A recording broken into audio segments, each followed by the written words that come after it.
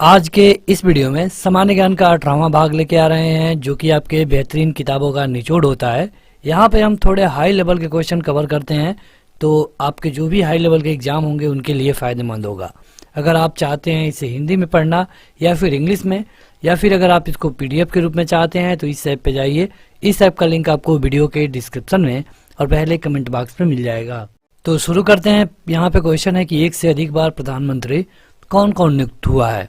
पंडित जवाहरलाल नेहरू, जब तक इनकी मृत्यु नहीं हो गई तब तक ये प्रधानमंत्री थे। इंदिरा गांधी भी एक से अधिक बार रहे। गुलजारी लाल नंदा, ये भी एक से अधिक बार रहे और ये कार्यकारी प्रधानमंत्री रहे 2 बार। अटल बिहारी वाजपेयी, ये भी 2 बार रहे।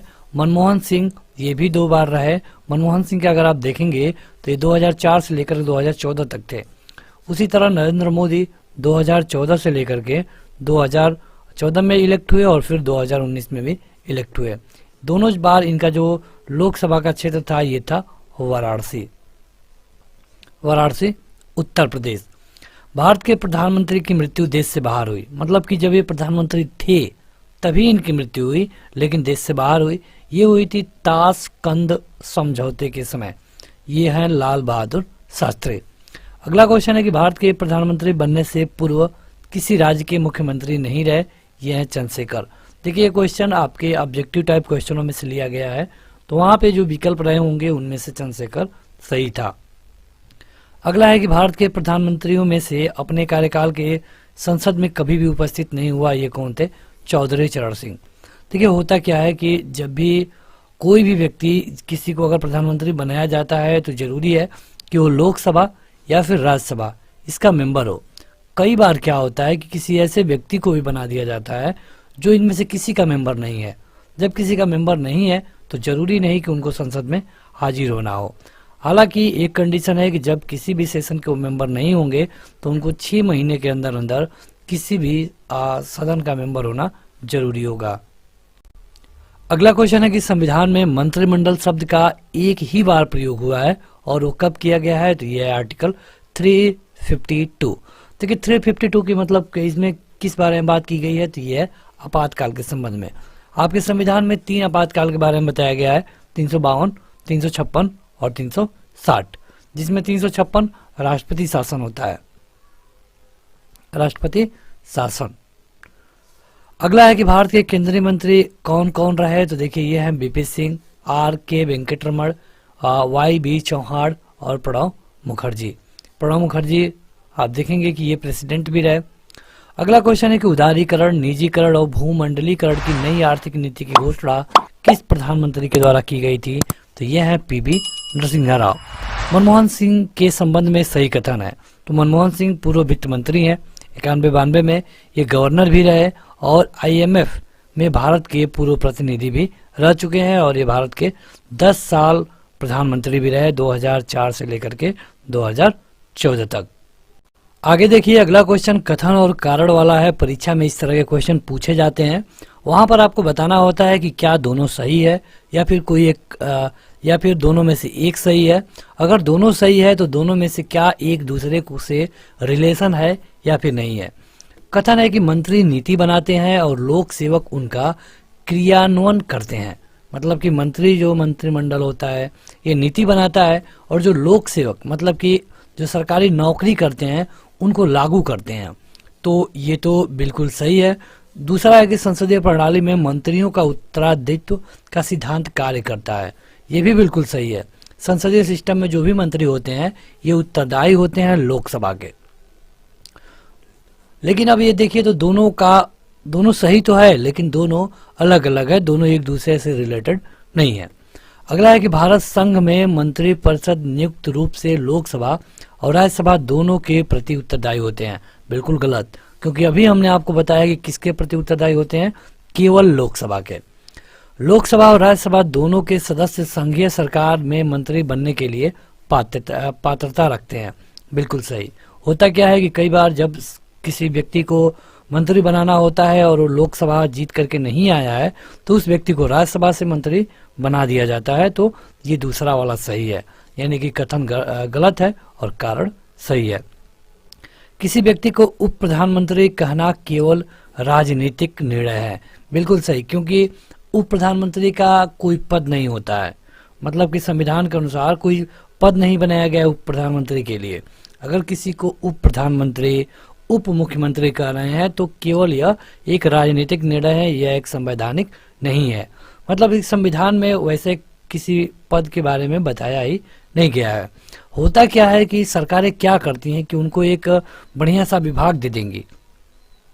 जैसे उनको, अगर केंद्र सरकार की बात करें तो उनको गृह मंत्री बना दिया जाएगा, गृह मंत्री बनाने के साथ साथ उनको उप प्रधानमंत्री कहा जाएगा।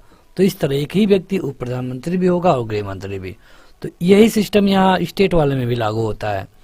अगला है कि वह उसे प्रधानमंत्री का कोई अधिकार प्रदान नहीं करता है। दोनों सही है, लेकिन ए जो आर है, ए की सही व्याख्या नहीं करता है। मतलब कि उनको उप प्रधानमंत्री कहने का ये मतलब नहीं है कि उप प्रधानमंत्री के काम में हस्तक्षेप कर देंगे या फिर उनका आधा काम कर देंगे, ऐसा बिल्कुल नहीं। अगला है कि संविधान संशोधन में से एक बताता है कि मंत्रिमंडल में कुल मंत्रियों की संख्या प्रधानमंत्री को सम्मिलित करते हुए लोकसभा सदस्यों के 15% से अधिक नहीं हो सकती। ये 91वां संविधान संशोधन था। देखिए, संविधान संशोधन होता है आर्टिकल 368 के थ्रू। पहले होता क्या था कि देखिए, अगर हम बात करें लोकसभा की, क्योंकि लोकसभा से अधिकतर लोग होते हैं, सरकारें बनती हैं, तो लोकसभा में 550 लोग होते हैं। अगर बहुमत की बात करें तो 272 प्लस की बात होती है, क्योंकि यहाँ पे केवल 545 सीटों पर इलेक्शन होता है। तो 272 प्लस अगर कोई पा गया तो उसका बहुमत हो जाता है। कई बार क्या होता है कि कोई एक पार्टी 272 तक नहीं पहुंच पाती है। मान लीजिए कि कई पार्टियां हैं, बी, सी, डी, ई, इसने 100 पाया, इसने 90 पाया, इसने 95 पाया, इसने 80 पाया, और इसने भी 70 पाया, बाकी और पार्टियां हैं। तो यहाँ पे जो 3 लोग हैं, ये लोग, इन लोगों ने मिलकर के सरकार बना लिया। अब आप देखेंगे कि ये हो जाएगा आपका 285, तीनों का मिला करके 285 हो गया, और सरकार बनाने के लिए चाहिए 272, 72, 73। तो यहाँ पे 285 हो गया, तो इनकी सरकार बन जाती थी। लेकिन जब सरकार बनाने के बाद मंत्री बनाने की बात आती थी, तो आप देखेंगे कि इन तीनों लोगों के सीट में कोई खास डिफरेंस नहीं है, 10 और 5 का डिफरेंस है। होता क्या था कि इस पार्टी ने अपने पार्टी से 50 लोगों को मंत्री बना दिया, इनके भी 40 लोग बना दिए गए और इनके भी 40 लोग बना दिए गए। इसलिए बनाना पड़ता था क्योंकि सबको खुश रखना है। सबको खुश नहीं रखेंगे तो भाई पार्टी मतलब गठबंधन टूट जाएगा और सरकार चली जाएगी।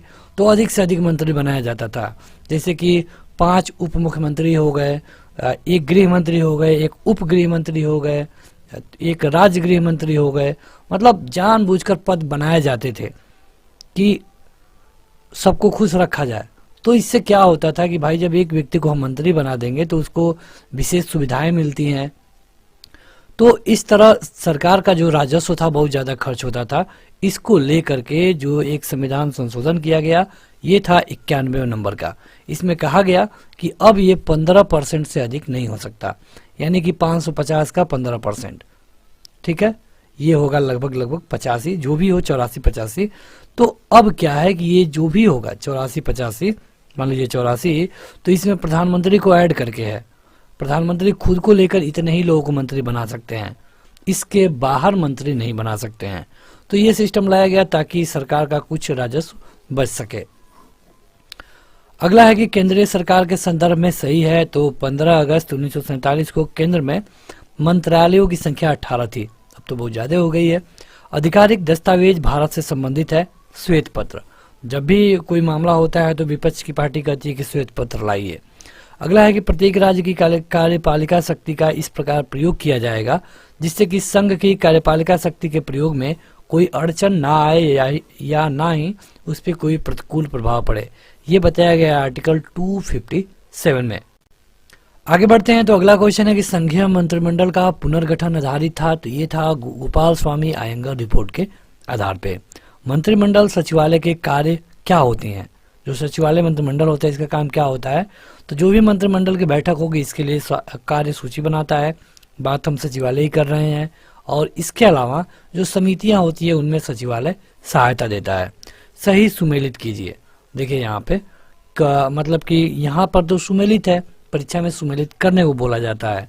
पंडित जवाहरलाल नेहरू, इनकी जो समाधि स्थल है शांति वन है। लाल बहादुर शास्त्री, विजय घाट। इंदिरा गांधी, शक्ति स्थल।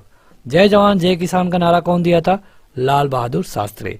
चलिए एक क्वेश्चन पूछते हैं, जय जवान जय किसान और जय विज्ञान, ये किसने कहा था?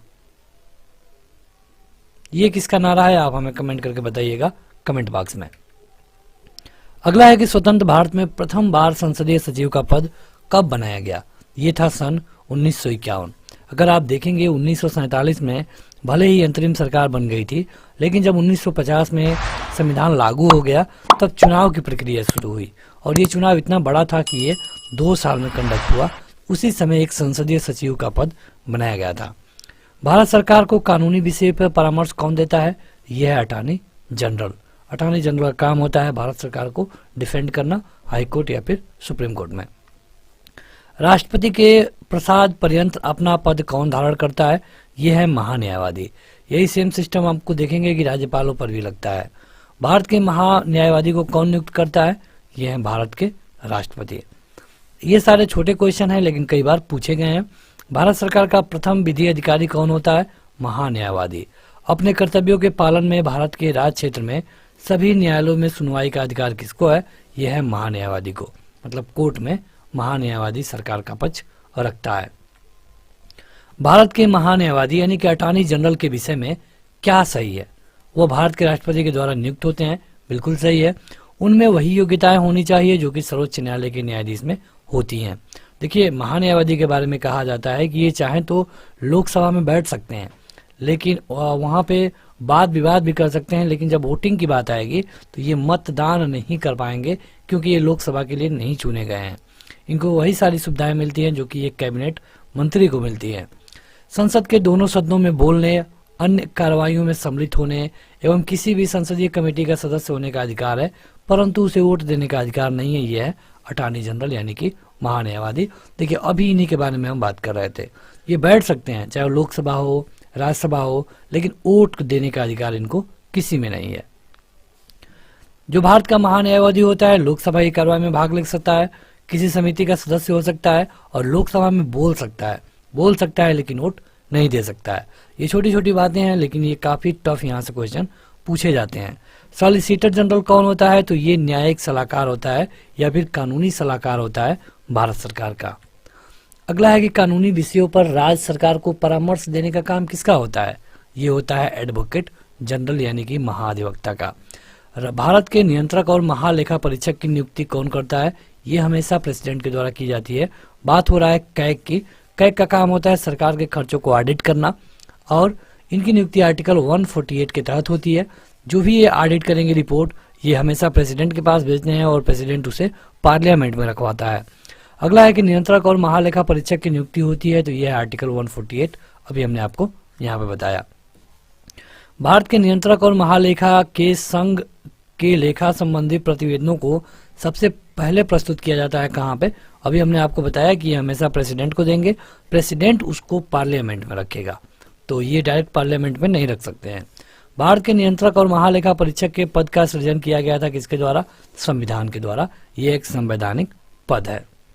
अगला है कि जो कैग होते हैं, नियंत्रक और महालेखा परीक्षक होते हैं, ये कितने साल के लिए नियुक्त होते हैं? ये होते हैं 6 साल के लिए। इनकी नियुक्ति हमेशा और हमेशा प्रेसिडेंट करता है और इनका जो वेतन होता है सुप्रीम कोर्ट के जज के समान होता है। सेवानिवृत्ति के बाद, रिटायर होने के बाद सुप्रीम कोर्ट का जज किसी मतलब सरकारी सेवा के लिए योग्य नहीं होते हैं, उसी तरह ये भी सरकारी सेवा के लिए अयोग्य हो जाते हैं। भारत के नियंत्रक और महालेखा परीक्षक को उसके पद से हटाए जाने की प्रक्रिया उच्चतम न्यायालय के न्यायाधीश के समान है। मतलब कैग को हटाना है तो आपको महाभियोग लाना पड़ेगा। महाभियोग का वाला सिस्टम हमने कहाँ से लिया है? अमेरिका से। चलिए बता दीजिए मूल कर्तव्य हमने कहाँ से लिया है? मूल कर्तव्य हमने कहाँ से लिया है, ये आप हमें बताइएगा कमेंट करके कमेंट बॉक्स में। भारत के नियंत्रक और महालेखा एक मित्र और मार्गदर्शक होता है लोक लेखा समिति का। देखिए, लोकसभा और राज्यसभा में कई सारी समितियां बनती हैं, तो जो कैग होते हैं लोक लेखा समिति के मार्गदर्शक भी होते हैं। आगे बढ़ते हैं तो अगला है कि भारत के नियंत्रक और महालेखा परीक्षक का पालन किया जाता है। देखिए यहाँ पे हम लाइन से कवर कर रहे हैं, इसीलिए आपको एक चीज़ें कई बार दिख रही होंगी, लेकिन जो भी यहाँ से हम कवर करेंगे इसके बाद आपका कुछ नहीं बचेगा। इससे आसान वाले अगर आपको क्वेश्चन चाहिए तो हमारी जो लुसेंट और स्पीडी वाली सीरीज है आप उन्हें देख सकते हैं। सारी वीडियो और पीडीएफ आपको एप्लीकेशन पे मिल जाएगा। तो बढ़ते हैं आगे। अगला है कि भारत का जो कैग होता है इसके द्वारा क्या पालन किया जाता है। देखिए हम आपको अलग से बता दें कि कैग की नियुक्ति प्रेसिडेंट के द्वारा की जाती है। 6 साल के लिए इनकी नियुक्ति होती है। ये जो भारत सरकार का खर्च होता है, जो भी लोग से लेखा होते हैं उनको ऑडिट करता है। जो भी ये ऑडिट करेगा वो हमेशा और हमेशा प्रेसिडेंट के पास रखते हैं। प्रेसिडेंट का काम होता है उसे पार्लियामेंट में रखवाना। ये लोकसभा या राज्यसभा की बैठक में भाग ले सकते हैं, लेकिन वोट देने का उनको अधिकार नहीं है। ये लोकसभा या राज्यसभा में टिक्का टिप्पणी भी कर सकते हैं। ये सीएजी के बारे में बताया जाता है। लोक लेखा समिति के बैठकों में ये उपस्थित होते हैं, ये भी सीएजी के बारे में बताया गया है। अगला है कि सीएजी के मतलब कि और भी अलग अलग काम क्या है। देखिए सीएजी जो भी भारत सरकार की लोक लेखा समिति वाली काम होते हैं उन पे विचार विमर्श करता है, समिति को अपना राय देता है। जो भी जांच करता एजेंसी होती है उनसे सरकार के जो भी प्रतिवेदन होते हैं उनके बारे में भी आरोप दाखिल कर सकता है। इसके अलावा जो कैग होता है इसकी नियुक्ति हमेशा और हमेशा प्रेसिडेंट के द्वारा होती है, लेकिन उनको हटाने का अधिकार केवल और केवल संसद को है। और संसद उन्हें कैसे हटाएगा? महाभियोग के द्वारा। महाभियोग में क्या होता है कि दोनों सदनों में, लोकसभा और राज्यसभा में, उनके खिलाफ बिल पास करानी होती है, वो भी 2/3 मेजोरिटी के साथ। अग्रता क्रम में इनका सही क्रम देखिए, मतलब कि पावरफुल मुख्य न्यायाधीश, उसके बाद संघीय मंत्रिमंडल सदस्य, उसके बाद मुख्य निर्वाचन आयुक्त, उसके बाद मंत्रिमंडल सचिव। कौन ज्यादा पावरफुल है ये बताया गया है। भारत सरकार में सर्वोच्च शासकीय अधिकारी कौन होता है? तो ये होता है मंत्रिमंडल सचिव। लोक निधि का अभिभावक किसको कहा जाता है? सीएजी को। सीएजी हमेशा लोक निधि का अभिभावक होता है, मतलब कि जनता के पैसे की देख रेख करता है। तो बस आज के इस वीडियो में इतना ही। वीडियो को लाइक करने के साथ इस ऐप पे जाइए, यहाँ जाकर आप इसे इंग्लिश में भी पढ़ पाएंगे और इसका पीडीएफ भी डाउनलोड कर सकते हैं। आज के इस वीडियो में इतना ही। Thank you.